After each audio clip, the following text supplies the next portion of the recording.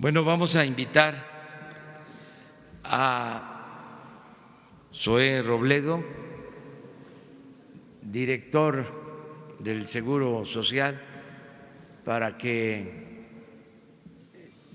les dé a conocer qué piensa sobre esta responsabilidad, sobre este encargo, no necesariamente cargo, sino el sacar adelante al Seguro Social, que es una institución fundamental, muy importante, y rescatar, esa es la palabra, esta institución como otras, como se tiene que rescatar y se está haciendo al gobierno en su conjunto, porque son instituciones plagadas de corrupción y se están limpiando.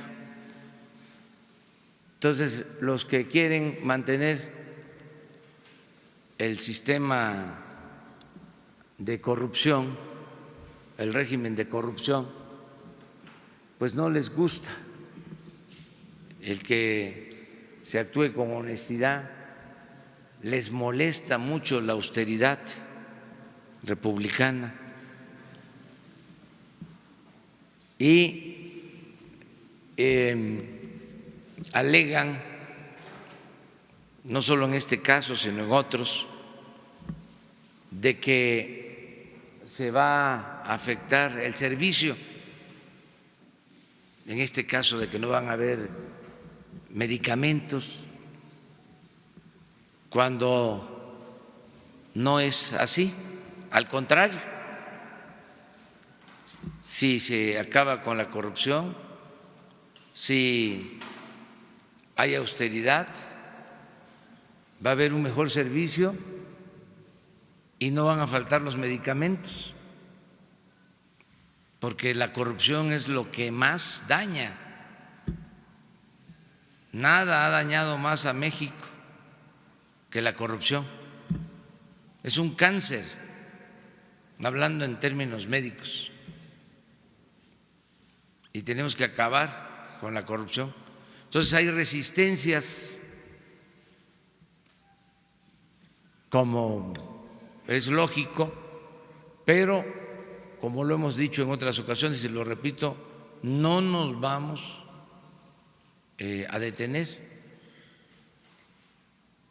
Nada más para que se tenga una idea, el año pasado el seguro compró alrededor de 40,000 millones de pesos en medicamentos. 40,000 millones de pesos. Y faltan medicamentos, es inexplicable.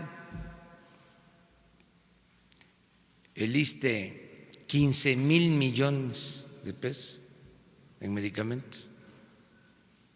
Nada más el seguro y el ISSSTE, 55,000 millones de pesos de medicamentos.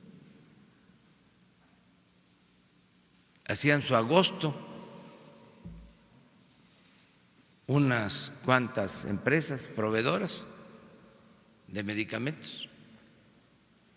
Entonces, todo esto se tiene que terminar y si se necesita, vamos a hacer licitaciones internacionales. Ya tenemos un convenio con la ONU para la transparencia. No vamos a detenernos para limpiar de corrupción el gobierno.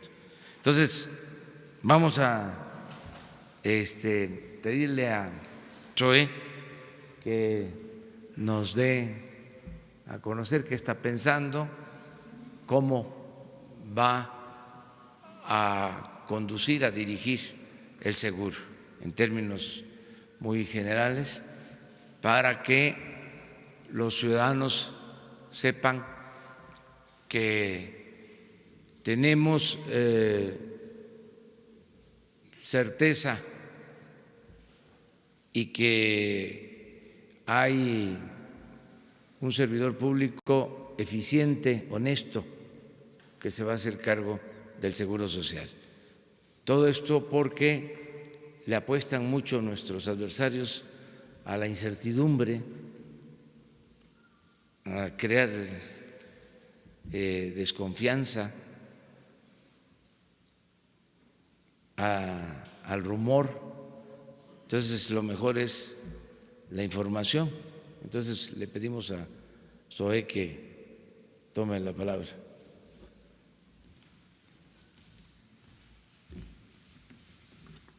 Muchas gracias, señor presidente. Muy buenos días a todas y a todos. Si me permiten, déjenme contarles rápido una historia. En el año de 1959, en el heroico municipio de Zitácuaro, allá en Michoacán, una joven mujer de 38 años, madre de 7 hijos, quedó viuda de manera muy repentina y, como muchos mexicanos y mexicanas, decidió emigrar acá, a la Ciudad de México, buscando oportunidades para ella y desde luego para su numerosa familia. Y justamente las encontró. Comenzó a trabajar en la clínica número 1 del Instituto Mexicano del Seguro Social, que está allá en la calle de Orizaba, en la colonia Roma, primero como auxiliar de enfermería y después como recepcionista. Y durante más de 10 años trabajó ahí, en el IMSS, en esa noble institución, que le permitió pues volver a tener expectativas, volver a tener esperanza. Esa mujer era mi abuela materna, Marilena Sánchez, viuda de Aburto. Era la manera como firmó hasta el día que se murió. Y a nosotros, a sus nietos, nos contaba que fue justamente gracias al IMSS que pudo rentar una casa en la Unidad de Independencia, que fue gracias al IMSS que le pudo dar universidad, un título universitario a todos sus hijos, que fue gracias al IMSS como pudo ella rehacer su vida, porque ante una desgracia repentina como esta que les estoy narrando y que se repite todos los días en todos los rincones del país, siempre está la solidaridad de familiares, de amigos, pero también antes había alguien más que se hacía cargo, había alguien más que estaba presente, que protegía a las personas, y era justamente el Estado mexicano. Y ese es el gran reto que tenemos hoy, recuperar el sentido original de las instituciones del país. Lo bueno es que hay una ruta que está aquí en el Plan Nacional de Desarrollo. En el plan, en la parte introductoria, dice textual: el mayor desastre de este periodo de 36 años fue la destrucción del contrato social construido por los gobiernos posrevolucionarios y la incapacidad de reemplazarlo por un nuevo pacto. Más adelante, justamente en los objetivos, se habla de la salud para toda la población. ¿Cómo lograr esa meta, ese ideal? No es un asunto de políticas públicas, es un asunto de reconstrucción justamente de ese pacto social. Y dice: la administración que inició el 1 de diciembre de 2018 encontró un sistema de salud pública insuficiente, ineficiente, depurado y corroído por la corrupción. Millones de personas no tienen acceso a ninguna de las instituciones o modalidades para este sistema, o bien enfrentan padecimientos para los cuales no hay cobertura. Hay un planteamiento que se conoce, que el gobierno federal realice todas las acciones que sean necesarias para garantizar que hacia 2024 todas y todos los habitantes de México puedan recibir atención médica y hospitalaria gratuita, incluidos el suministro de medicamentos, materiales de curación y exámenes clínicos. De ese tamaño es nuestro reto y de ese tamaño es el compromiso que estamos asumiendo el día de hoy. Yo solamente quiero agregar el enorme agradecimiento que tengo con la secretaria Olga Sánchez Cordero por la confianza que me brindó estos meses. Informo también que el día de ayer, por instrucciones del señor presidente, nos reunimos el secretario de Hacienda, el doctor Carlos Ursúa y su servidor, justamente para revisar los temas de ingresos e ingresos de la institución. En el informe del primer trimestre queda muy claro que la eficiencia del gasto del IMSS, es decir, lo que ha gastado en todos los rubros el instituto, es del 94%, y esto incluye medicamentos y materiales de curación. Para justamente el primer trimestre, de los cerca de 64,000 millones de pesos para este rubro que están presupuestados, se han gastado 6,979 millones de pesos, el 93% de lo presupuestado. Es decir, ha habido gasto en la compra de medicamentos. El reto mayor no es solamente gastarlo, es gastarlo bien, es gastarlo de manera más eficiente para que alcance para más, es gastarlo acabando con la corrupción. El IMSS puede presentar una situación grave, porque no gastar en el IMSS no necesariamente es ahorro, puede ser un fracaso de una acción de gobierno. Y ahí es donde tenemos que atender los temas de corrupción, donde hay concentración en pocas empresas en las compras consolidadas, donde hay compras a precios alzados, donde pueden existir también una priorización equivocada sobre los suministros y medicamentos que más se requieren frente a aquellos que a veces están concentrados en los centros de especialidad. Ese es el gran reto, que cada peso, que cada centavo, ya sea de los que aportan el gobierno federal, pero también las cuotas obrero-patronales, todos esos dineros sean cuidados con un ánimo y un espíritu de saber que son sagrados, son las cuotas de los derechohabientes, pero también son los recursos del gobierno. El asunto es gastarlos de manera eficiente, honrada y sin el menor viso de que pueda haber una situación de corrupción. Por eso es que hoy, en lo personal, señor presidente, estoy halagado y sus palabras siempre comprometen mucho más a hacer la cuarta transformación. Yo he insistido mucho en un tema, el tema de la desigualdad social que se manifiesta no solo en el ingreso, también en la calidad de los servicios públicos que recibe la gente. El desmantelamiento del estado de bienestar no es solamente un problema de finanzas, no es solamente un problema de diseño institucional, es un problema que ocasionó la política, pero la mala política. Por eso digo que si la política lo echó a perder, también la dinámica creadora de la política, la buena política, es como la puede solucionar. Muchas gracias, señor presidente. Ese sería mi informe de las primeras 24 horas. Gracias. Y le entrego esta publicación que hicimos del plan. Muchas gracias. Muy bien. Pues si les parece, abrimos la ronda de preguntas y respuestas. A ver. Hola, presidente. Buenos días. Agustín Velasco, de Uno TV. Yo quiero hacerle dos preguntas, presidente. Uno tiene que ver con el tema del combate al huachicoleo. Quisiéramos saber, usted anunció hace unos meses que se estaba investigando, y también el titular de la Unidad de Inteligencia Financiera, que se está investigando a Antorcha Campesina, que tenía concesiones para transportar y para vender combustible.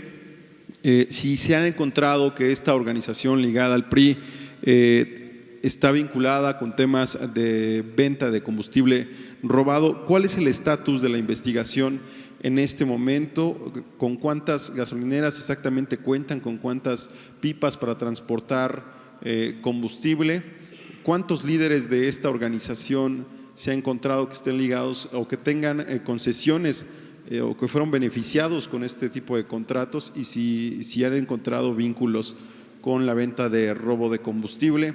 Y finalmente preguntarle también al director del IMSS sobre estos puntos que el ex director, su antecesor, puso en su carta de despedida del IMSS, sus motivos de renuncia.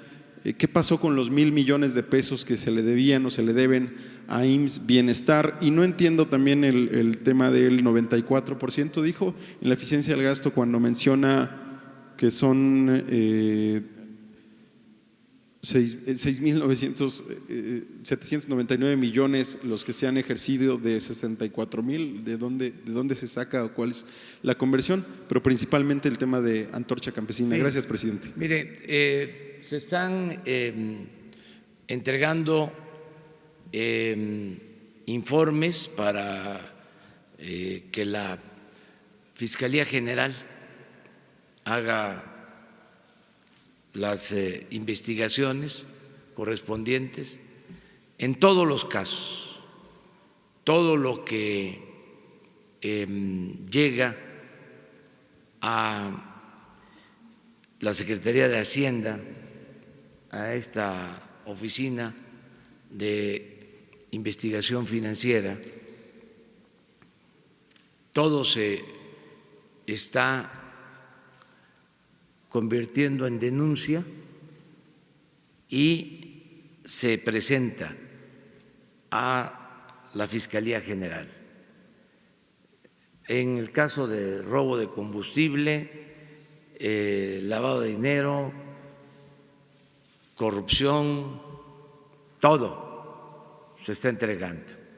No nos estamos quedando con nada porque no somos tapadera. Por eso Santiago Nieto, que es el encargado de esta oficina, integra los expedientes y se presentan a la Fiscalía General. No puedo, por el llamado debido proceso, hacer referencia a empresas, asociaciones, personas, pero sí es la Fiscalía General la que está actuando como nunca se había visto.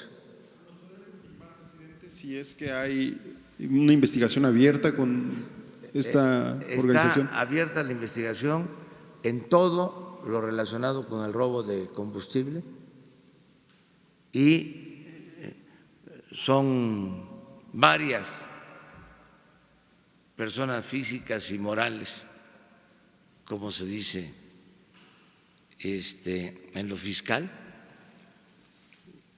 las involucradas.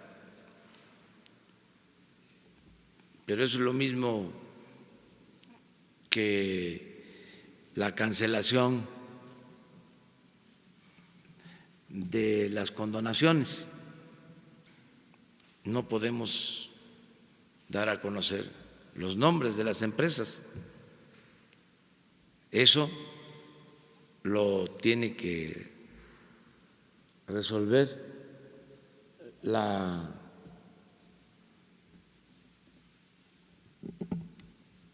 Oficina de la Transparencia, el Instituto de la Transparencia.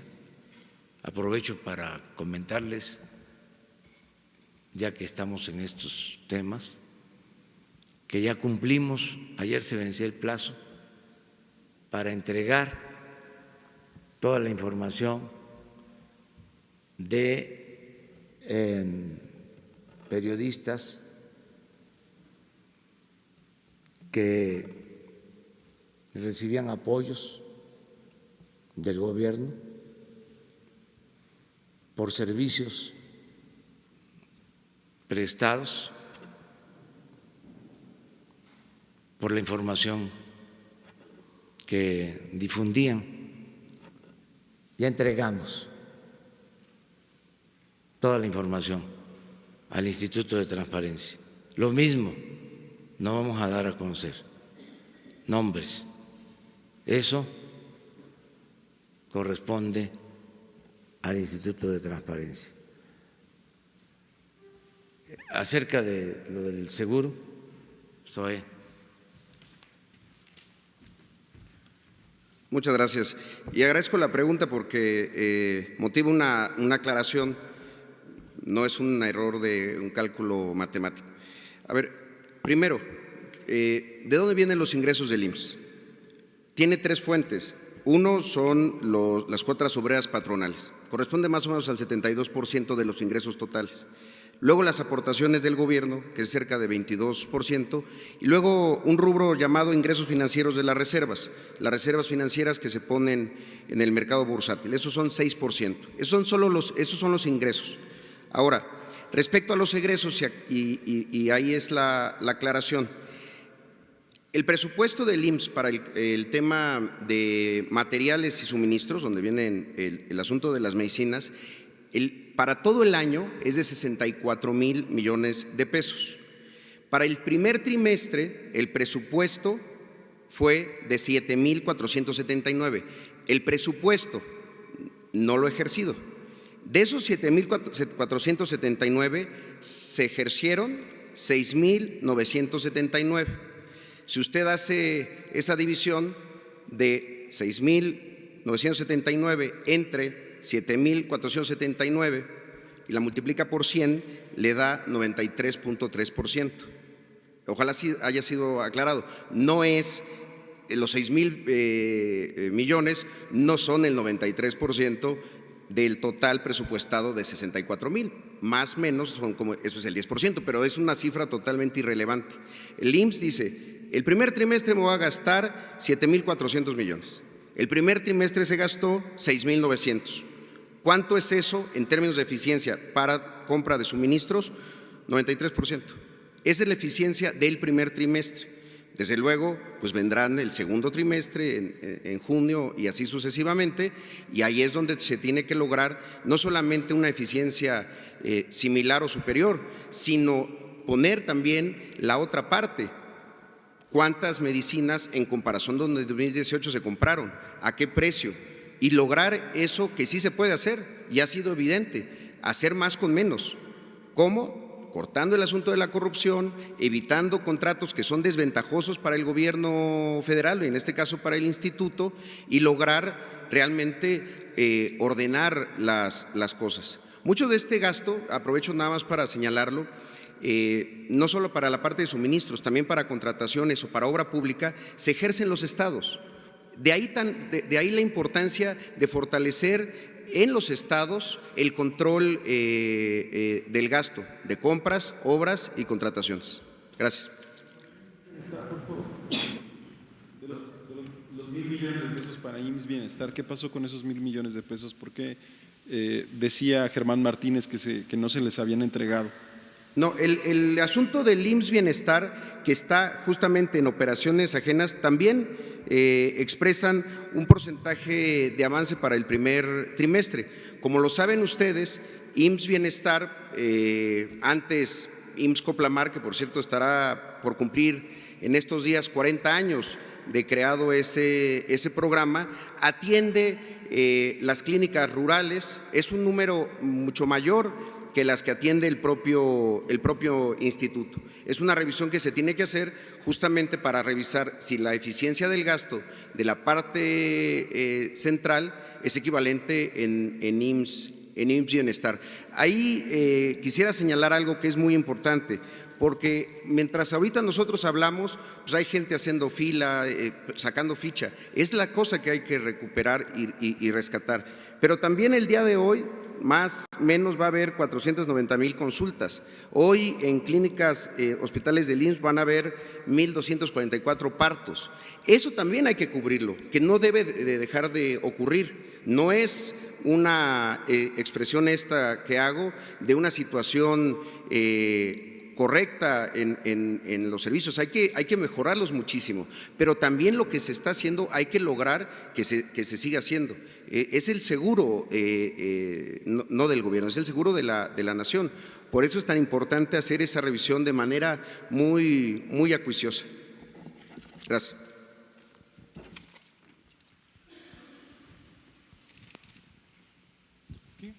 ¿Sí? Gracias. Buenos días, señor presidente.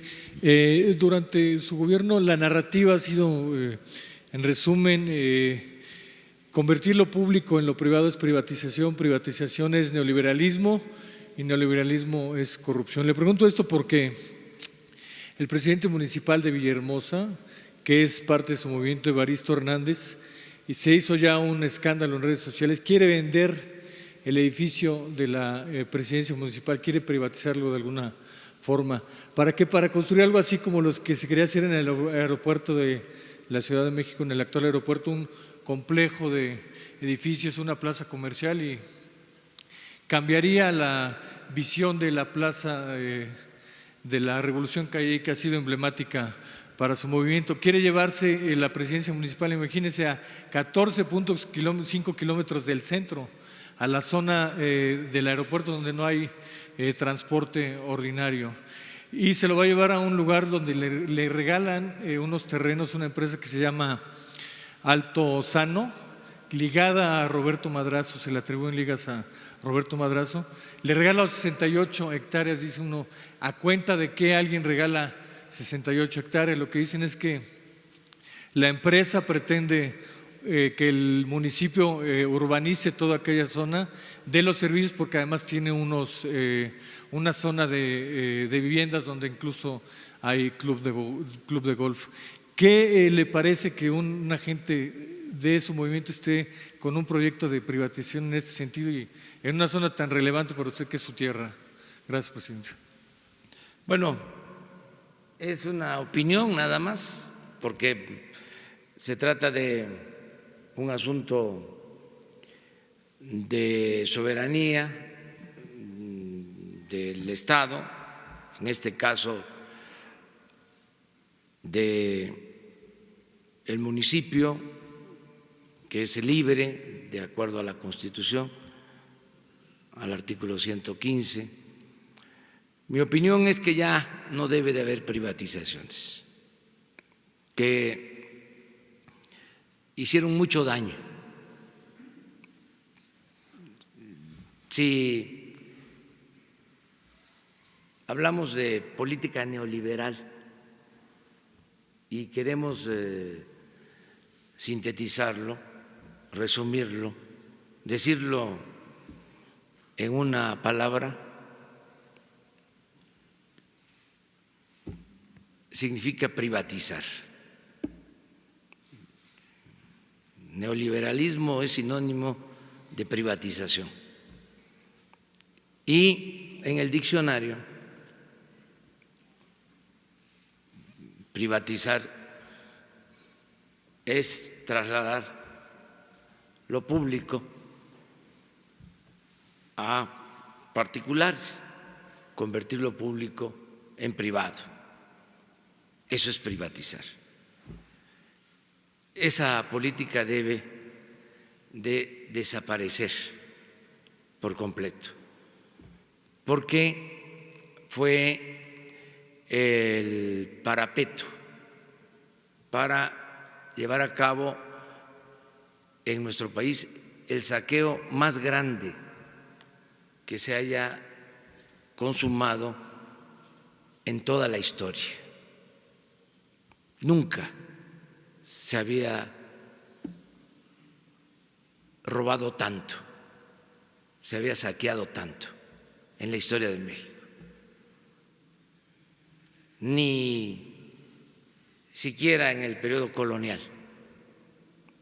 que fue un gran saqueo. En estos 36 años es cuando ha habido más saqueo, más robo en toda la historia del país. Se puede demostrar, se puede probar.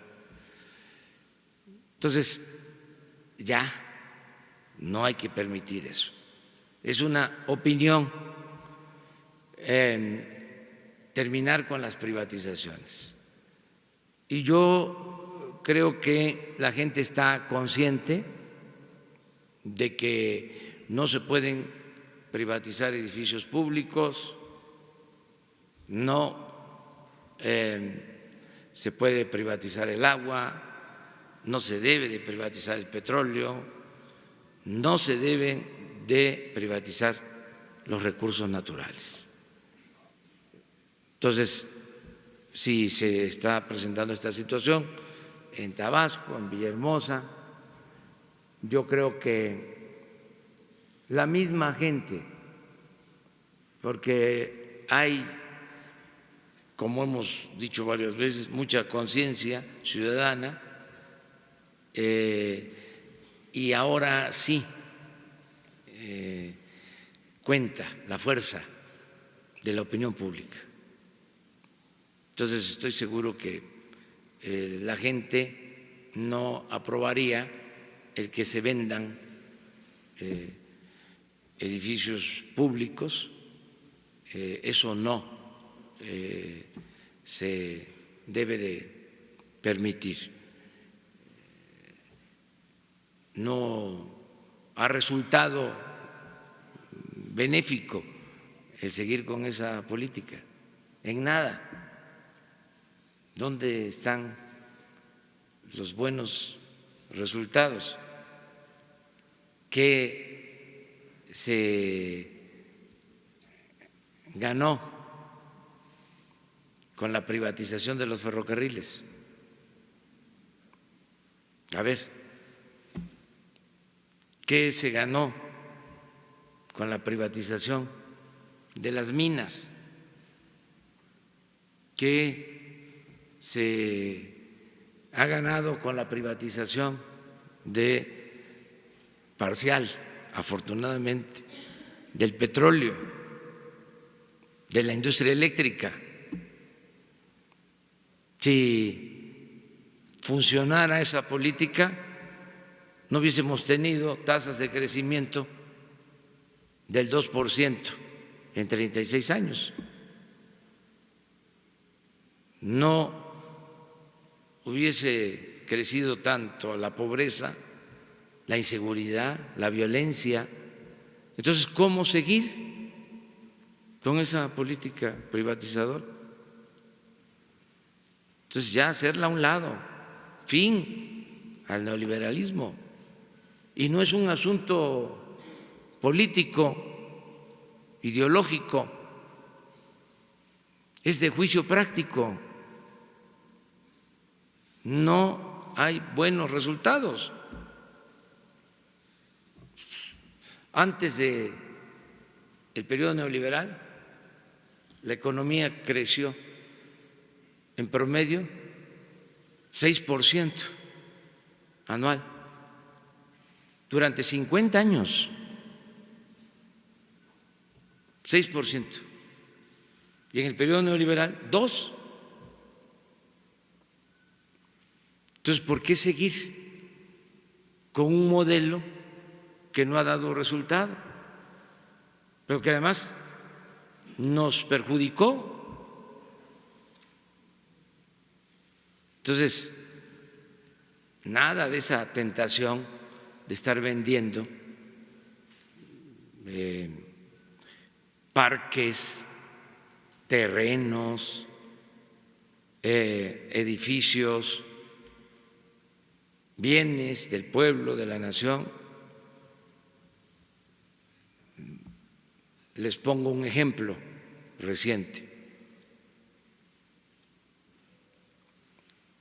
Se cuenta con los terrenos donde estaba la fábrica de armas de la Secretaría de Defensa en Santa Fe, más de 100 hectáreas de lo mejor. Estamos hablando de la zona limítrofe con Santa Fe. Hay en esa zona hasta manantiales que abastecen de agua el bosque de Chapultepec. Ya se había hecho una evaluación, ya había un interés inmobiliario, se iba a vender 12,000 millones de pesos y se decidió que no,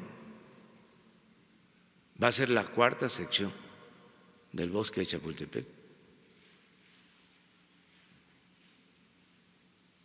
Entonces, todo lo que podamos hacer de esa manera, de ahí la importancia, volvemos a lo mismo, de no permitir la corrupción, y de ahí la importancia de la austeridad, que no es un asunto administrativo, es un asunto de principios. No puede haber un gobierno rico con pueblo pobre.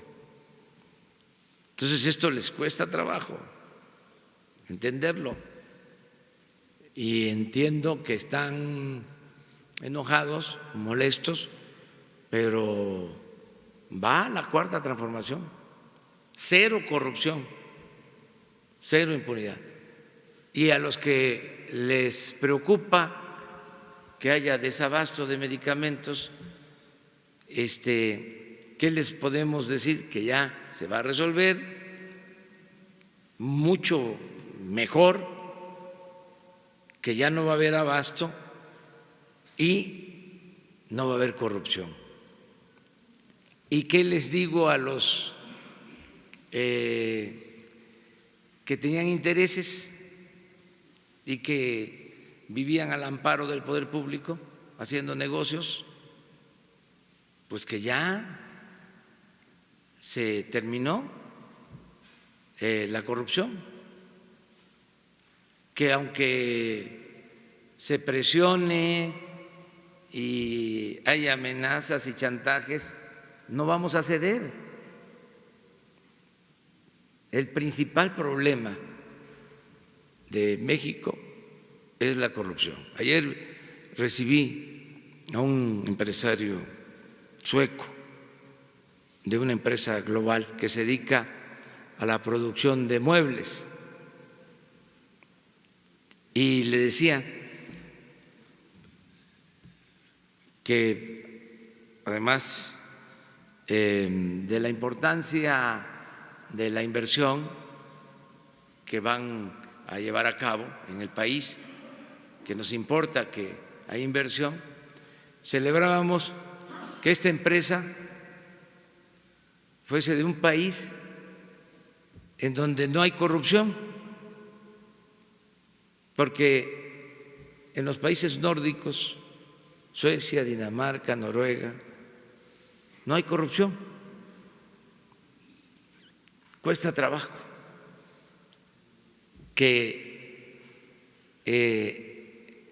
entiendan este tema de la corrupción, porque no está en su concepción. Pero ¿cuál es la ventaja? En estos países donde no hay corrupción, no hay pobreza, hay estado de bienestar, la atención médica y los medicamentos son gratuitos, la educación es gratuita, tienen pensiones al llegar a una determinada edad, tienen un estado de bienestar que garantiza la seguridad de los habitantes de estos países, y por lo mismo no hay violencia. Entonces, ¿Qué es lo que queremos? Llevar a cabo algo parecido. Y no necesitamos importar comportamientos de honestidad de Suecia, de Dinamarca, de Noruega. Tenemos en nuestro país esa virtud, ese valor. Nuestro pueblo es honesto. Hay una gran reserva de valores culturales, morales, espirituales para regenerar a México. Faltaba nada más la decisión de que se acabe con la corrupción, y el mal ejemplo se da arriba, no es abajo. Entonces, por eso vamos a limpiar de corrupción y eso nos va a permitir el renacimiento de nuestro querido México. Ese es el planteamiento. Entonces, es una recomendación en general de que no haya privatizaciones. Gracias, presidente. La segunda pregunta, muy breve, presidente. Me llamó mucho la atención la carta que le envía el expresidente Calderón el 11 de enero para solicitarle protección para él y para su familia. Argumenta que no tiene dinero él para pagar. Y la frase textual que él usa, cito, dice: contrario a lo que se piense, no robé ni me enriquecí. Cierro la cita del expresidente. Más allá de las percepciones, señor presidente, ¿hay evidencia e información de que el expresidente Calderón dice la verdad, que no robó ni se enriqueció, o hay evidencias de lo contrario? Gracias, señor presidente. No puedo yo hacer un juicio, eso corresponde a todos y no se puede señalar a nadie si no se tienen pruebas.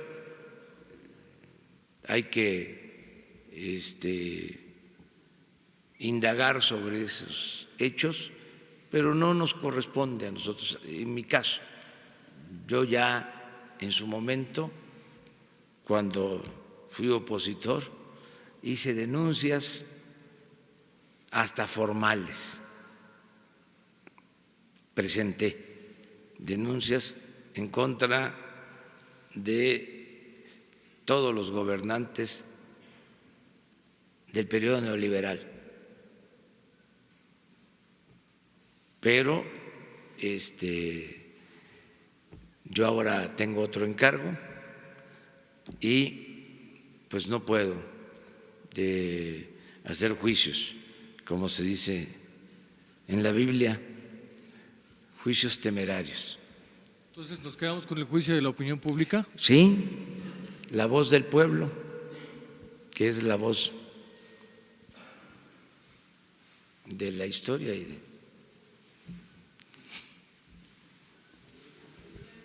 tampoco puedo hablar de eso.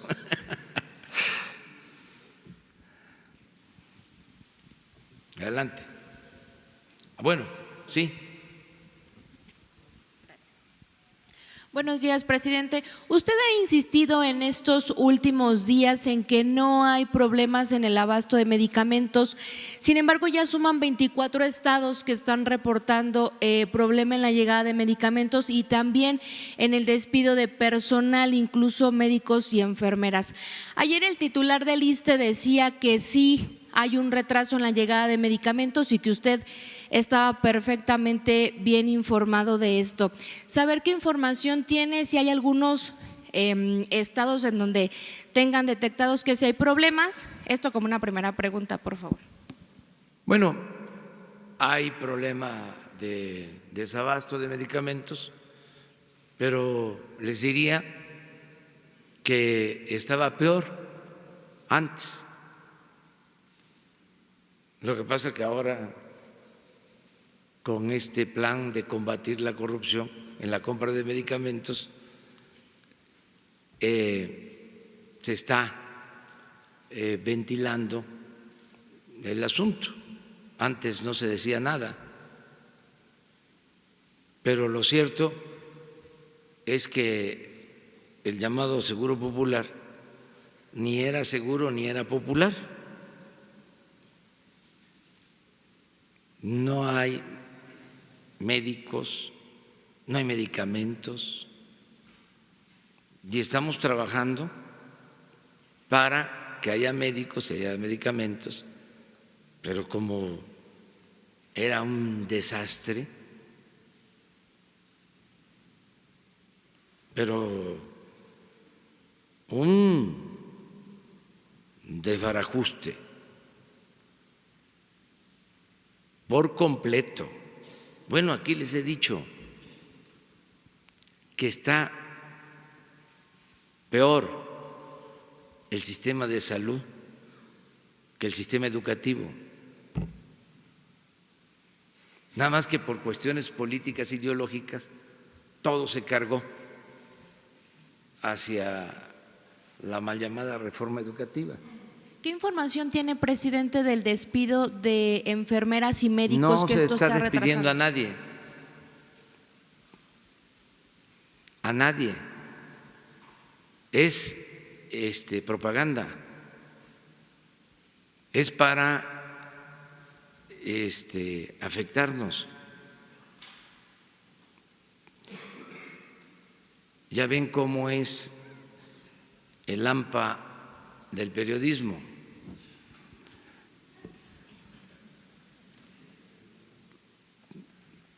No todos, desde luego, o sea, no todos. No. Sí, pero en el AMPA del periodismo se usa mucho que la calumnia, cuando no mancha, tizna. Pero son reportes de los estados, presidente. ¿Ha usted hablado directamente con...? Totalmente. Ayer tuve una reunión con todo el sector salud y no hay despidos y se está trabajando para que no falten los medicamentos. Sin embargo, pues véanlo a los columnistas o vean los periódicos y se opina lo contrario. Aclaro, de que está muy mal el sistema de salud. Por eso son estos esfuerzos para mejorar el sistema de salud. El propósito que tenemos es mi compromiso, ¿sí? Y va a quedar testimonio público, porque estoy acostumbrado a cumplir mis compromisos. Me comprometo a que en este gobierno se haga valer el derecho del pueblo de México a la salud, como se establece en el artículo 4 constitucional. Me comprometo a eso. Lo único que quiero es un poco de tiempo, porque dejaron en ruinas el sistema de salud. Les voy a dar un dato así en general.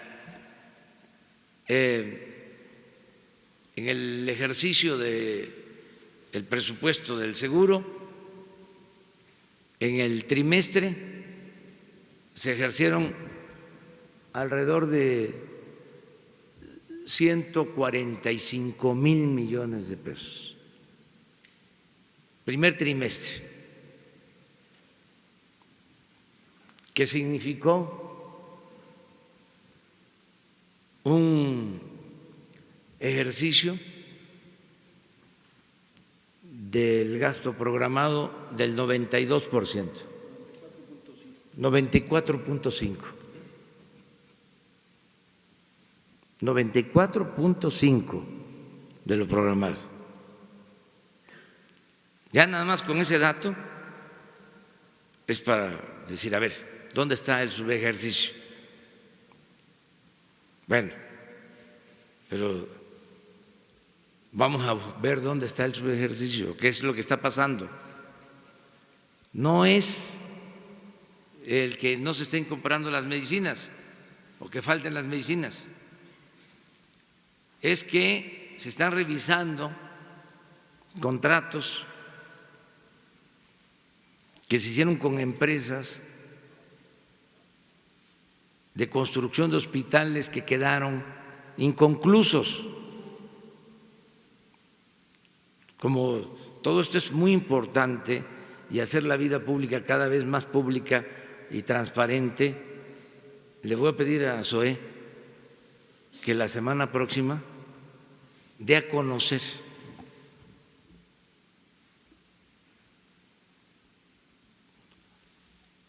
todos los hospitales que quedaron inconclusos, las empresas que no cumplieron, el tipo de contrato de obras, la gran corrupción que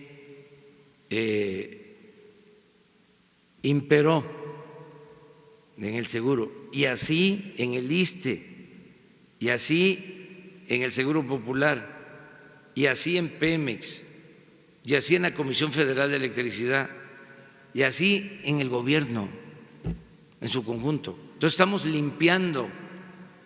Entonces, qué bien que están saliendo todas estas cosas para que se vaya poniendo también al descubierto todo el régimen de corrupción que prevalecía cuando muchos, sobre todo los conservadores, que eran beneficiarios del régimen de corrupción, porque por ejemplo hay asociaciones que tienen que ver con la transparencia y las empresas que apoyan a esas asociaciones no pagaban impuestos o creaban asociaciones para combatir la corrupción, pero las empresas que financiaban esas asociaciones no pagaban impuestos o les condonaban los impuestos. O sea, había mucha hipocresía en todo esto. Entonces, ahora, qué bien que se está llevando a cabo este debate para que se conozca más, en este caso en particular, lo de los hospitales, que se traiga toda la información, empresas pues amparadas por el gobierno que hacían hospitales para el seguro, también para la Secretaría de Salud. Les pongo un ejemplo. Cuando fui jefe de gobierno en la ciudad, construimos un hospital en Iztapalapa, 150 camas, costó 350 millones de pesos. Ahí está el hospital Belisario Domínguez. Al poco tiempo construyeron un hospital de 150 camas también, 125, pero con el sistema del APP. En Zumpango, ahí está también el hospital. ¿Saben cuánto cobraron por el de Zumpango? 7,000 millones, casi 20 veces más. Bueno, ese sistema se reprodujo en los dos últimos sexenios como nunca. Entonces, ahí hay hospitales del seguro, del ISSSTE. Entonces, qué bien que vamos a poder dar a conocer todo esto. están ayudando mucho los columnistas. Ayer el que será el próximo titular del Instituto Nacional de la Salud para el Bienestar decía, presidente, que habían acordado en esta reunión que a partir del 1 de julio será ya la federación la que esté entregando los medicamentos, que ya están por concluir todas las compras consolidadas y que a la vez usted pues va a enviar un decreto, a firmar un decreto para que ya formalmente se cree este instituto. Saber cuál es la información sobre este tema. Miren, vamos a resolver el problema de fondo, fortaleciendo al seguro, al ISSSTE, para la atención de derechohabientes. Estamos hablando de la mitad de la población, un poco menos. Y como el 55% de los mexicanos no tiene seguridad social, no es derechohabiente ni del ISSSTE ni del seguro. Y en general es la gente más humilde, más pobre. Ellos son atendidos por el llamado Seguro Popular. Los centros de salud para atender a la población abierta, población que no tiene seguridad social, los manejan los estados. Y lo mismo los hospitales. Y el Seguro Social, además de los derechohabientes, tiene 4.300 unidades médicas rurales, que son a las que hizo referencia Zoe, que se crearon hace 40 años. Empezaron como IMSS Coplamar. Yo era en ese entonces delegado de el INI Coplamar. Me tocó a mí iniciar ese programa en Tabasco. Conozco muy bien el funcionamiento de ese programa. Entonces, la gente pobre se atiende en centros de salud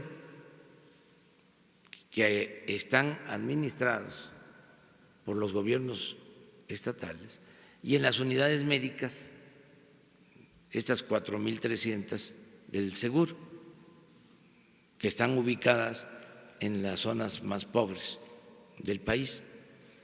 Entonces, ¿qué se va a hacer? Se va a crear el Instituto de la Salud para el Bienestar. Y este instituto va a ofrecer atención médica, medicamentos a el 55% de los mexicanos que no tienen seguridad social.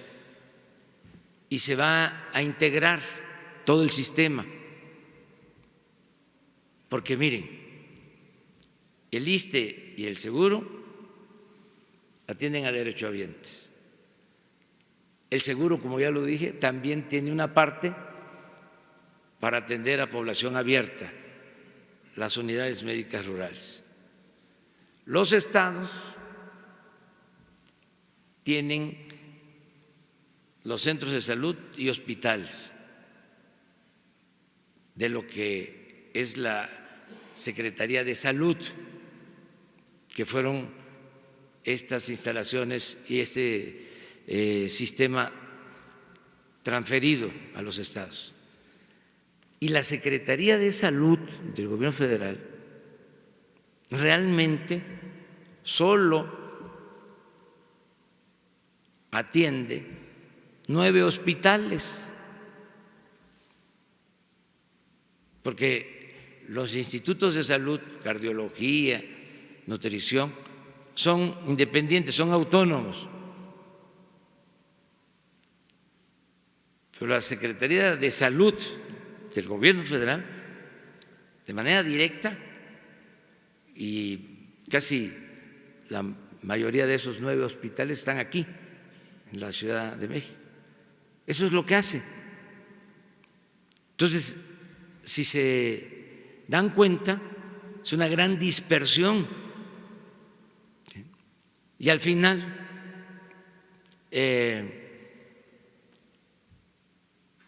es malo el servicio, pero todo esto era intencionado, porque con lo del Seguro Popular se les transfería recursos a los estados y no en todos los casos, pero sí había desviaciones de los fondos, de los recursos, sobre todo en la compra de medicamentos. No se usaba para la atención médica.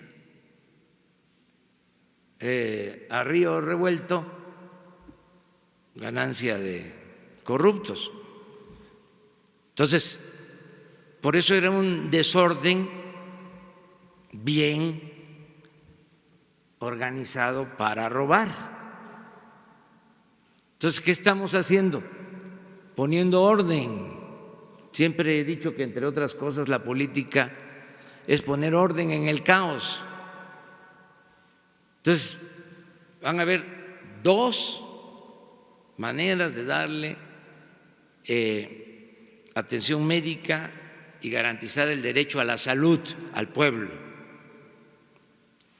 La que se va a seguir otorgando, mejorando los servicios en el ISSSTE y en el Seguro, y el Instituto de Salud para el Bienestar, para atender a la población abierta y contemplando la prevención, que es fundamental. Es mejor prevenir que curar. En el caso de las enfermedades que más están afectando, diabetes, obesidad, lo mejor es la prevención. Bueno, primer nivel de atención con centros de salud.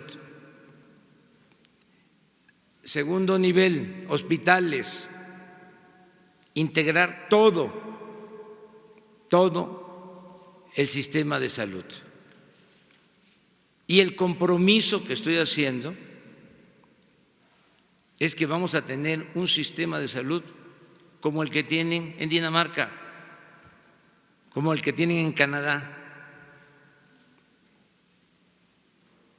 Y nos va a alcanzar el presupuesto, porque no es un problema de falta de presupuesto, es un problema de corrupción.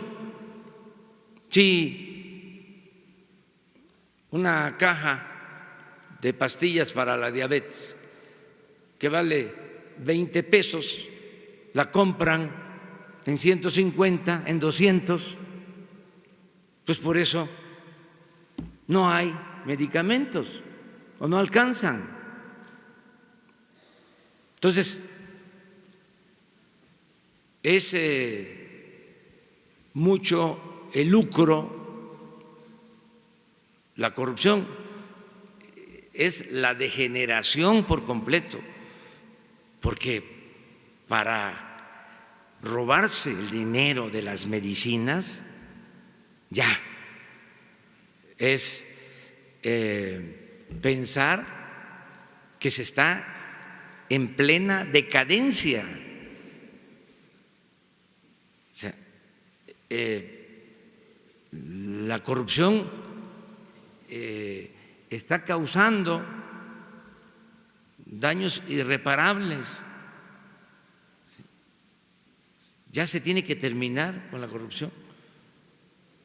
Imagínense el adulterar productos, medicamentos, todo eso. Pues vamos a terminar con esa corrupción. Yo ofrezco disculpa porque nos tardamos, pero ya saben, yo no hablo de corrido y no es así de bote pronto el asunto. hay que irnos al fondo siempre. Presidente de México, muy buenos días. Carlos Pozos, reportero de Petróleo y Energía. Presidente, ayer fue un día singular. Ayer se dio la primera inhabilitación de la Cuarta T y ayer también se dio la primera renuncia de su administración. Presidente, ¿continuará usted con la austeridad republicana, caiga quien caiga? Y, presidente, saber si en estos 11 meses después de que ganó en julio y 6 de su administración, ¿le ha resultado fácil gobernar a los 120 millones de mexicanos que somos? Sí, me siento muy bien, muy seguro y optimista. Les puedo decir que vamos bien. Hay obstáculos, pero no importantes. Los podemos brincar. Somos especialistas en carrera de obstáculos. Vamos muy bien. Tengo elementos para decir que está bien la economía.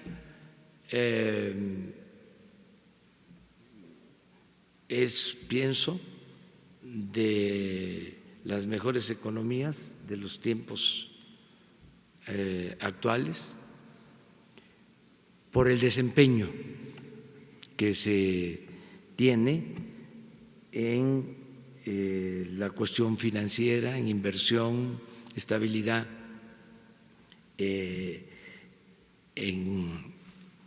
el peso, estabilidad en inflación, mucha inversión extranjera. Ayer les decía,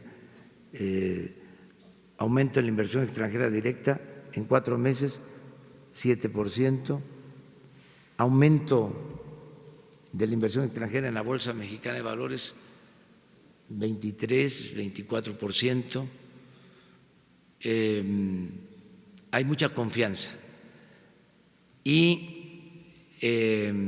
logros importantes, el que se tenga una buena relación con el gobierno de Estados Unidos en lo económico, en lo comercial, el que se haya quitado, por ejemplo, el arancel al acero, al aluminio, en plena guerra comercial, no guerra comercial, sino escaramuza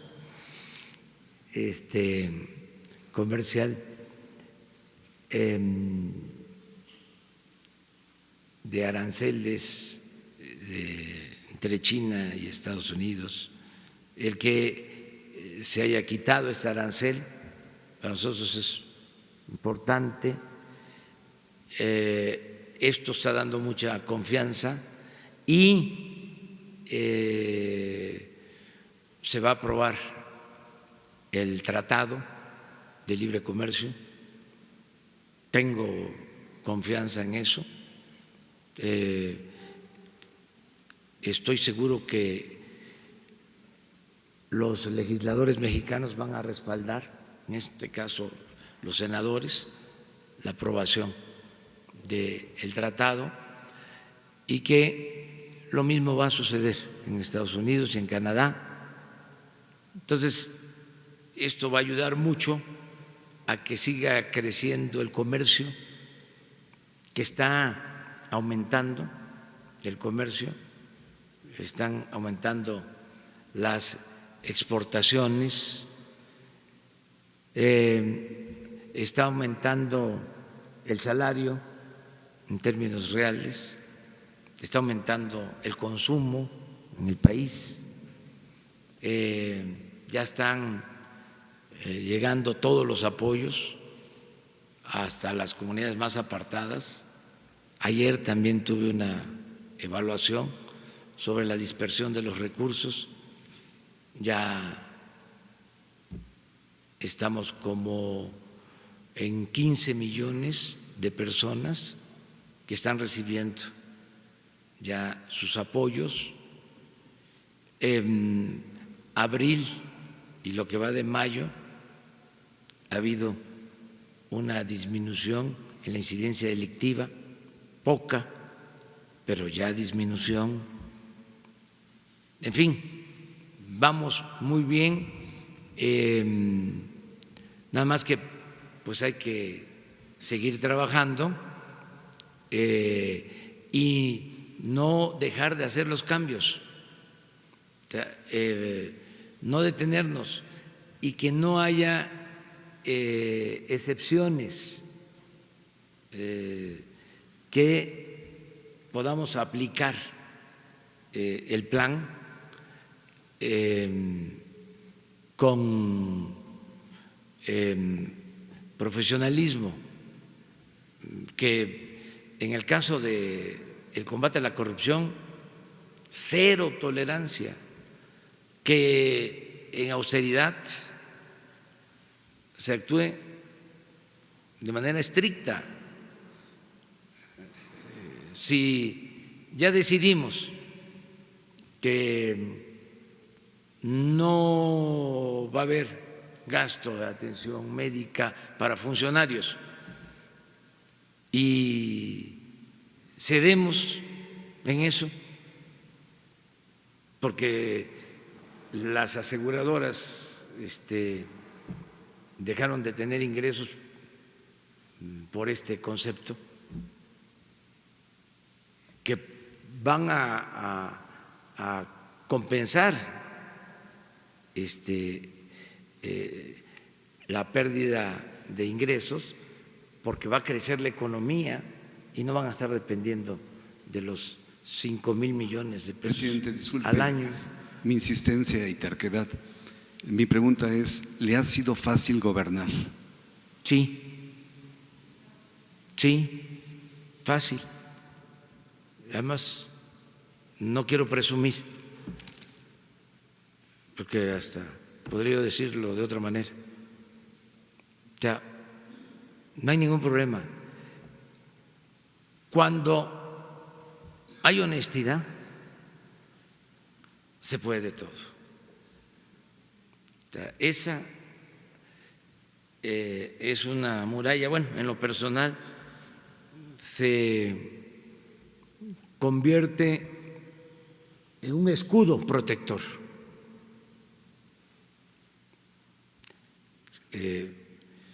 Y se vuelve uno muy fuerte, se tiene autoridad moral y eso permite tener autoridad política.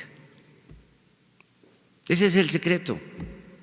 Si aquí ustedes o nuestros adversarios me señalaran, oiga, lo que usted dice no es cierto, porque usted tiene un departamento en Nueva York, usted se ha hecho rico desde que fue opositor. Si yo no tuviese autoridad moral, pues no tendría autoridad política. Oiga, ¿cómo es que ahora usted está hablando de austeridad si cuando fue jefe de gobierno los sueldos en el gobierno de la ciudad estaban por las nubes? Si cuando usted fue jefe de gobierno había atención médica privada, si cuando usted fue jefe de gobierno habían viáticos y se iba a todas partes del mundo, si cuando usted fue jefe de gobierno andaba en vehículos de lujo, si cuando usted fue jefe de gobierno se compró un helicóptero, se compró un avión, entonces no tendría autoridad. Pero fui jefe de gobierno y lo que hice cuando llegué fue bajar los sueldos y quitar la atención médica y decidir no comprar un solo vehículo nuevo para funcionarios. Y no viajé al extranjero cuando fui jefe de gobierno. Entonces, considero autoridad, por eso se me facilita mucho, o el que llegue un servidor público, el secretario de Comunicaciones o el de Desarrollo Urbano, y me diga, oiga, un familiar de usted quiere que se le ayude entregándole un contrato.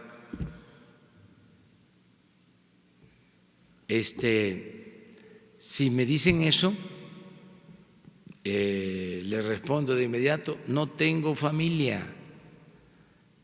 ¿Y sabe qué? No los reciba, no reciba a mis hermanos, no reciba a mis hijos. Usted no tiene por qué estar recibiendo a coyotes, a intermediarios, aunque sean de mi familia. Entonces, eso me facilita las cosas mucho. Y además hay otra cosa, es un secreto también, trabajar, levantarse temprano. Los pedacitos de suerte siempre se reparten como a las 5 o 6 de la mañana. Ya el que se levanta más tarde ya no alcanza ni un pedacito. Presidente, mi segunda pregunta es, ¿podría darme el nombre del subsecretario de Gobernación?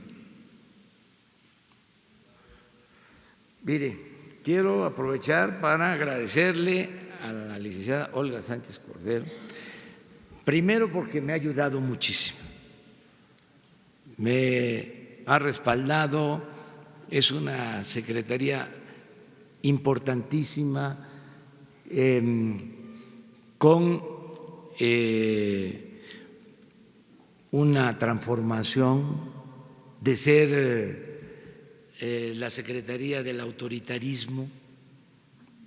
A mí me gustaría que un día, porque todo esto es nuevo y además que la gente se entere, que les invitaran a Gobernación para que vean los sótanos. Ya ven que yo siempre digo lo que pienso y mi pecho no es bodega. Entonces, que conozcan los sótanos. Ya voy a, pero eso es cómo era Gobernación, cómo era. El mismo Fidel Velázquez decía, finado Fidel Velázquez decía que no iba a Gobernación, dice porque ahí regañan, pero eso era para Fidel Velázquez, a otros no, solo los regañaban, ahí los metían, era la secretaría de la mano dura, de la dictadura, nada de mano blanda, mano dura, dictadura, y hay sótanos. No tenemos nada que ocultar, ¿y por qué vamos nosotros a estarnos callando esas cosas? Es una vergüenza. Bueno, esa secretaría con la licenciada se transformó y es la secretaría que protege los derechos humanos, entre otras cosas, y donde se lleva a cabo la política que es un noble oficio. La política que decía don Jesús Reyes Heroles es tan limpia que ni los más sucios políticos han podido mancharla. La buena política. Ella es la encargada de la política interior. Por cierto, don Jesús Reyes Heroles fue director del Seguro Social y muy buen director del Seguro Social, y fue director del Seguro Social Antonio Ortiz Mena. O sea que ahí está el desafío, de ese tamaño es el desafío. Bueno, hoy va, según me informó la secretaria, la licenciada Olga Sánchez Córdoba, les va a invitar a la Secretaría de Gobernación. Aprovechen una vez para mostrarles los sótanos. Y ya les va a dar a conocer quién va a ser el subsecretario.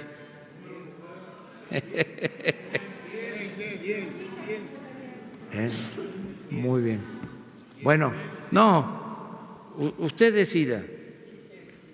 ¿Le parece? Ahí los espero en la Secretaría de Gobernación. Sí. Muy bien. Yo me tengo que ir.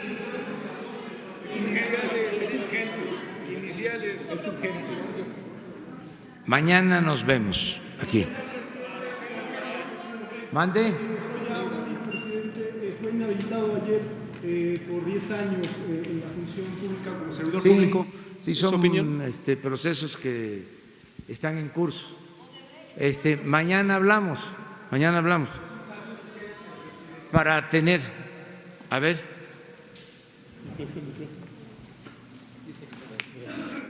Sí, Ernesto Ledesma de Rompeviento TV. Estuve aquí con usted en diciembre en una conferencia sobre el caso del municipio de Aldama, en el estado de Chiapas. En enero, el 8 de enero, la secretaria Olga Sánchez Cordero y el licenciado Alejandro Encinas dieron atención al seguimiento, y aquí en la conferencia de prensa informaron la atención que se le estaba dando a los desplazados y a los casos de agresión y disparos que hay en ese municipio.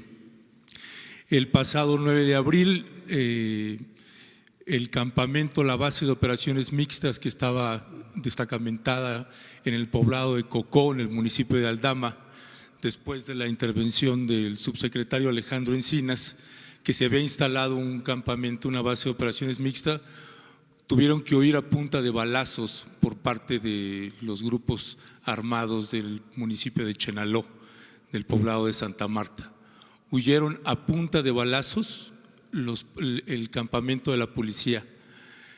En estos 4 meses ya llevan 3 heridos. Ayer fue el último en la noche, un joven de 18 años. Hubo disparos todo el día de ayer hasta la noche. No hay autoridad que intervenga ahí.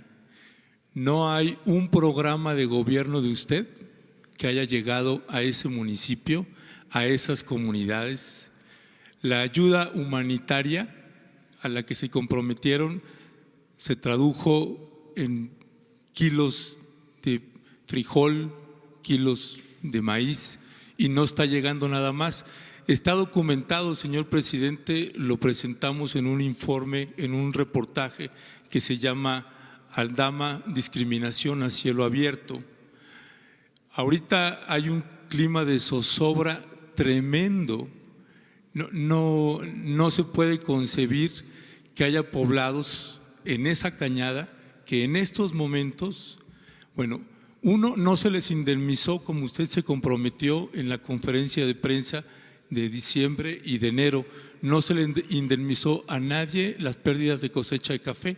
Ahora no pueden sembrar porque les disparan, no pueden cocinar porque en esos poblados cuando cocinan y sale el humo, disparan, le disparan a los niños, le disparan a los perros.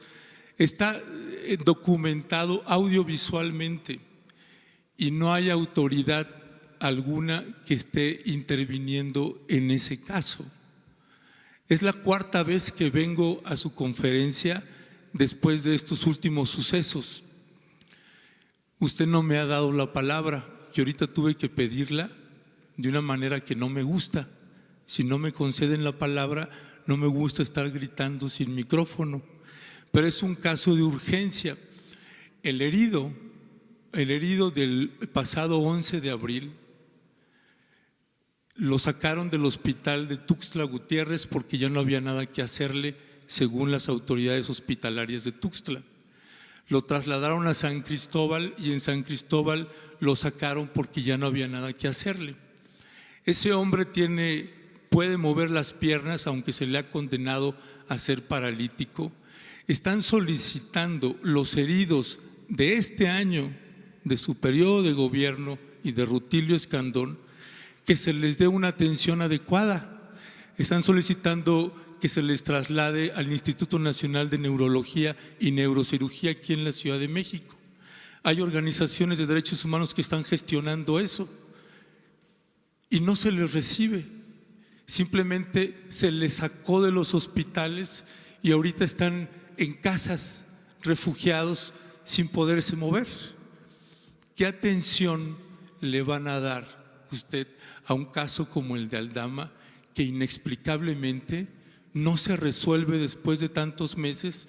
Está peor que la última vez que usted me dio la palabra, y ni autoridades estatales ni federales están atendiendo el caso.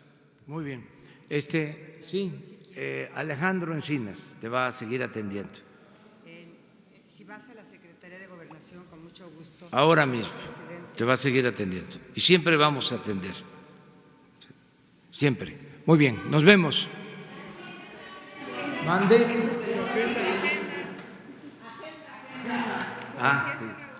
Sí. Pues asuntos del gobierno. Vamos a ver aeropuerto, el Tren Maya, el programa del Istmo, la conexión de internet para que haya comunicación en todo el país.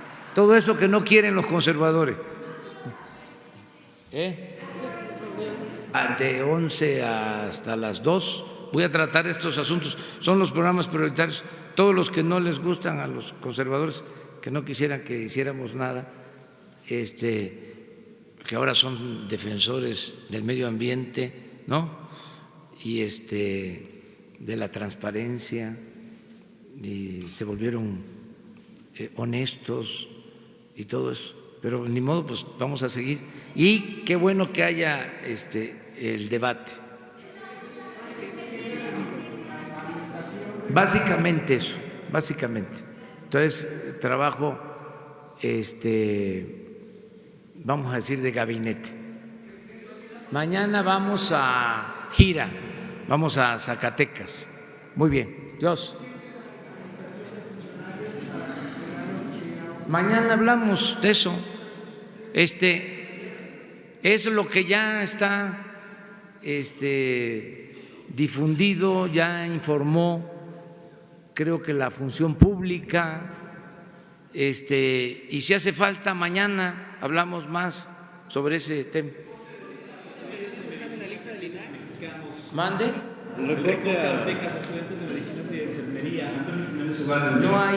No hay recorte. No. Es que hay mucha desinformación. No existe recortes, al contrario. Les vamos a presentar la semana próxima todo el programa de becas. Nunca en la historia de México, nunca en la historia de México, y no digo mentiras, se habían entregado tantas becas como en este gobierno. Tan solo en el tiempo que llevamos, nunca Y es que es muy sencillo de explicar. Antes, los conservadores, que son muy corruptos, se robaban el presupuesto. Y ahora el dinero del presupuesto se destina al pueblo, a entregar becas a estudiantes de escasos recursos económicos. Nada más les voy a dar un dato, uno solo.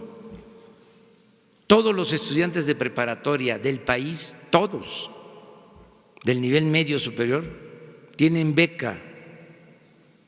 Eso nunca se había visto en México, nunca.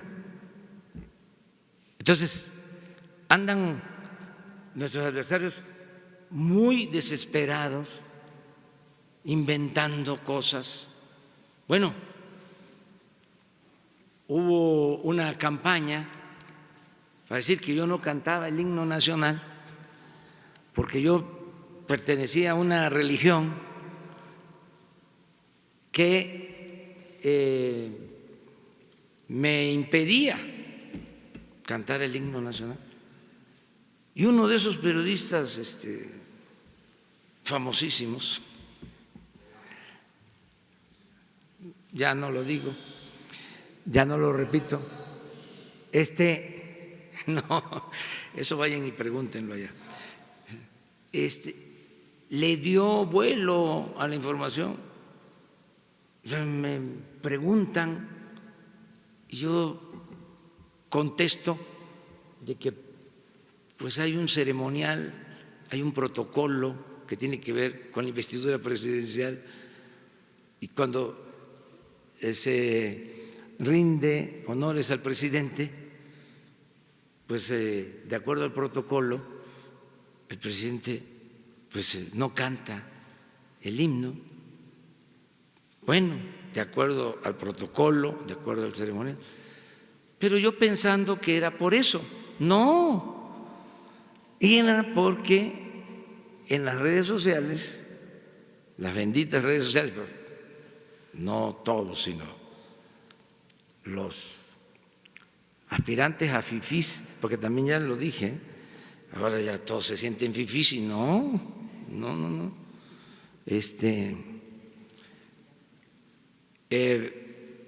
Estaban hablando de que mi religión me impedía cantar el himno.